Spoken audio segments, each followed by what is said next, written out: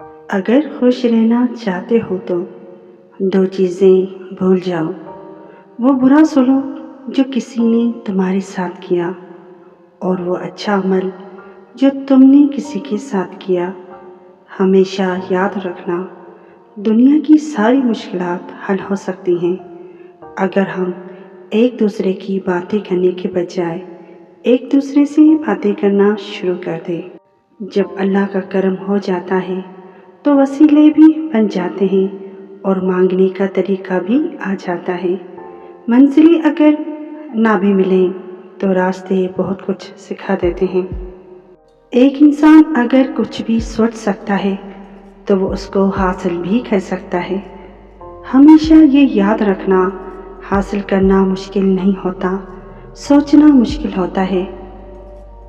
بڑا کرنا مشکل نہیں ہوتا، بڑا سوچنا مشکل ہوتا ہے۔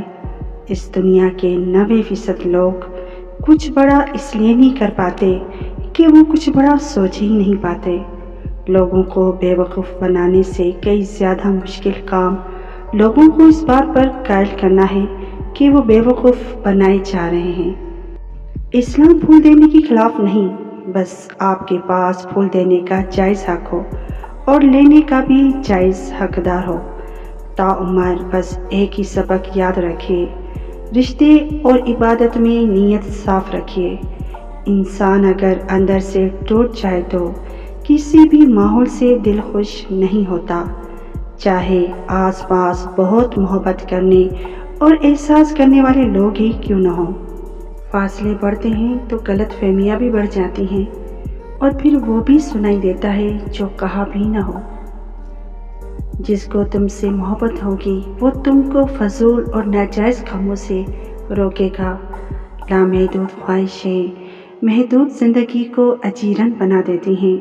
اگر لوگ آپ سے دوری اختیار کر رہے ہیں تو انہیں کرنے دیجیے، کیونکہ آپ کی تقدیر، قسمت، وقت اور زندگی کی ڈور کسی کے چھوڑ جانے کی محتاج نہیں ہے۔ اللہ سے جب بھی مانگو بھروسے کے ساتھ مانگو، کیونکہ وہ تب بھی دیتا ہے جب تم نہیں مانگتے، اور پھر یہ کیسے ممکن ہے کہ تم مانگو اور وہ عطا نہ کرے۔ سچ کے راستے پر چلنے کا یہ فائدہ ہوا کہ اس راستے پر اتنی بھیڑ نہ تھی۔ دکھ مرنے کا نہیں ہوتا، دکھ بچھڑنے کا ہوتا ہے۔ انسان کو موت نہیں رلاتی، وہ پیار رلاتا ہے جو اس کو مرنے والے کے ساتھ ہوتا ہے۔ رشتے اور موسم دونوں ایک جیسے ہوتے ہیں، کبھی حد سے زیادہ اچھے اور کبھی برداشت سے باہر۔ فرق بس اتنا ہے کہ موسم جسم کو تکلیف دیتا ہے اور رشتے روح کو۔ رشتوں کو سنبھالنے کے لیے اگر جھکنا پڑے تو جھک جائیں، اگر بار بار آپ کو ہی جھکنا پڑے تو رک جائیں، کیونکہ بار بار جھکنے سے لوگ آپ کو ہی گرا ہوا سمجھ لیتے ہیں۔ زندگی میں اچھا سوچو اور اچھا کرو۔